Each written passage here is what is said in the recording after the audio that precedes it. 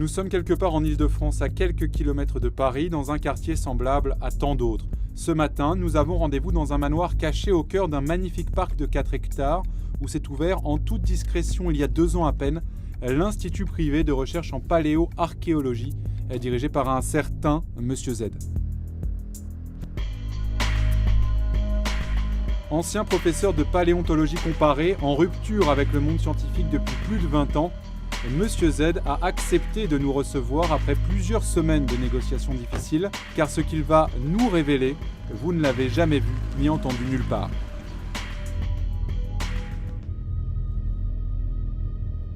Monsieur Z prétend que l'histoire de l'apparition de la vie sur Terre n'est pas celle que l'on nous enseigne, que des zones d'ombre y auraient été laissées, volontairement ou non. Tout porte donc à croire que derrière ces vieux murs, cet institut abrite de véritables trésors ignorés du monde.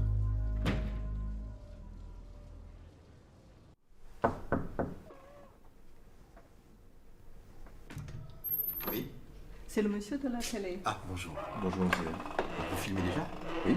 Éteignez la caméra, il faut d'abord qu'on parle de certains détails. Il y a 20 ans, je me suis intéressé aux légendes et aux contes populaires. J'avais l'intuition que derrière ces légendes, il y avait quelque chose de vrai. Vous imaginez bien la réaction de mes confrères. Ils m'ont pris pour un farfelu. La science n'échappe pas au dogmatisme, bien sûr. Mais je possède enfin les preuves de ce que j'avançais. Vous savez, les hommes peuplent leurs légendes d'animaux imaginaires depuis la nuit des temps, en fait. Et ils se les transmettent de génération en génération. Moi, je me suis intéressé à la légende de la tortue des Cannes. Et cette tortue, j'en ai retrouvé le squelette complet. Dans le Xinjiang, dans la province du Xinjiang, c'est le désert qui est à l'ouest de la Chine. Tout commence lorsque Monsieur Z découvre en 1992 l'existence d'une très ancienne légende chinoise.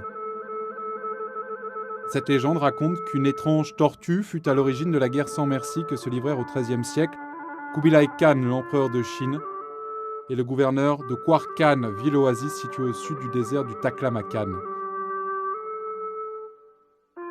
Cette tortue, aussi incroyable que cela puisse paraître, aurait été dotée de 3 paires d'yeux. Un jour, un moine nommé Wao Bao offrit au gouverneur de Kwarkhan une étrange tortue, une tortue dotée de 3 paires d'yeux. Et il dit à ce gouverneur que ces 3 paires d'yeux lui permettaient de voir les 3 temps de la vie, le passé, le présent et le futur. Et celui qui avait la chance de croiser les 3 regards en même temps était définitivement guéri de la peur de mourir. Le gouverneur aurait dû offrir cet animal extraordinaire à Kubilai Khan, mais il n'en fit rien. Il préféra le garder pour lui, car pensait-il, si l'empereur était vraiment d'essence divine, cette tortue ne lui servirait alors à rien. Le gouverneur de Kwarkhan osa braver l'autorité de l'empereur Kubilai Khan. Peut-être avait-il croisé le regard de la tortue. Mais Kubilai Khan apprit l'existence de cette créature, exigea de la voir sans délai et dépêcha une armée. Mais ces soldats ne trouvèrent aucune trace, ni de la tortue, ni de son jaloux propriétaire. La cité fut détruite, Kwarkhan dévastée, fut maudite par décret impérial et ses ruines abandonnées pendant des siècles au vent et au sable. Une stèle impériale fut apposée à l'endroit où Kwarkhan avait prospéré, portant l'inscription suivante « Ce qu'un Khan ne peut posséder n'a jamais existé ». Et tous les empereurs qui se succédèrent continuèrent à vivre comme de simples hommes, dans la peur de la mort. 叶先生，发生什么事啊？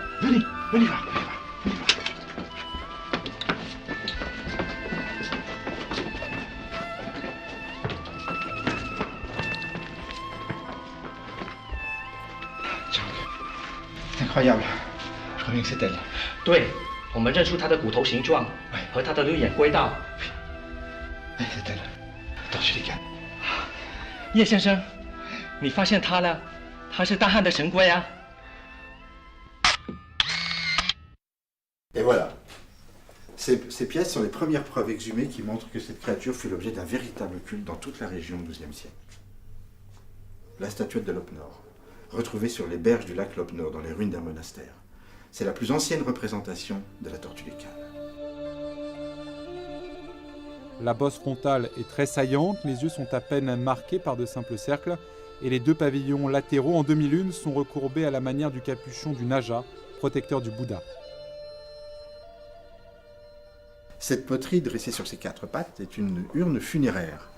On reconnaît la forme très particulière de la tortue des Cannes, avec ses 2 lobes latéraux, qui rappellent les lobes déformés des divinités bouddhiques. Le couvercle est en forme de stupa. Alors on l'a étudié, et à l'intérieur on a trouvé des cendres humaines. Alors peut-être s'agit-il des cendres du gouverneur de Kwarkan. Nous avons également trouvé ce masque. Nous l'avons racheté à un collectionneur chinois. C'est le masque de la danse immobile. Il était utilisé lors d'un rituel chamanique de la région des monts Kulun. Grâce à ce masque, l'officiant s'appropriait le pouvoir de la tortue des Cannes. La danse immobile symbolisait le voyage de l'âme délivrée de la mort à travers les mondes. Cette cérémonie avait lieu une fois par an, à l'arrivée du printemps.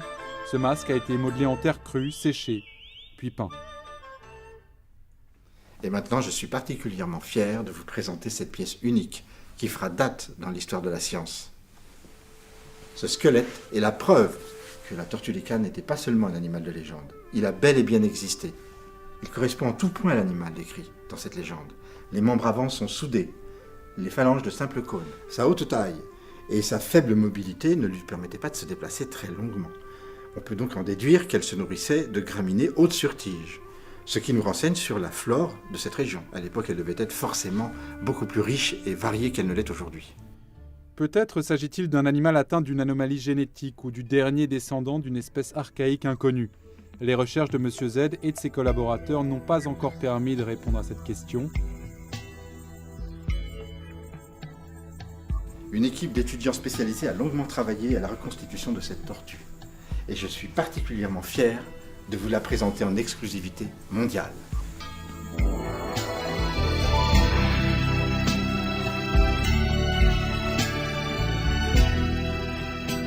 Ainsi, l'acharnement de M. Z a eu raison des sceptiques et des moqueurs. Elle est là, comme de son vivant il y a plus de 700 ans, la tortue des Cannes. Mais avant de prendre congé, M. Z veut aussi nous montrer le cours magistral qu'il dispense aux étudiants de son institut privé. Il tient à nous révéler le nom et l'anatomie des créatures qu'il poursuit encore de par la planète et dont il espère bientôt prouver l'existence. Et voici quelques-unes des créatures dont j'aimerais vraiment retrouver les traces. Notamment ce petit carnivore, le théropode nain, originaire d'Europe centrale et doté de 3 rostres sur le dos. Et enfin, celui qui me tient vraiment à cœur, celui dont j'aimerais vraiment retrouver les traces, parce qu'il est important, il est l'objet d'un culte particulier en Nouvelle-Guinée, dont il est originaire, le dragon aux mains d'homme. Nous remercions M. Z de la confiance qu'il nous a accordée en acceptant de nous révéler en exclusivité les trésors de son institut. Les cautions scientifiques, mais aussi financières qu'il reçoit à présent, sont assez nombreuses pour que sa théorie d'une autre histoire naturelle soit bientôt reconnue au plus haut niveau.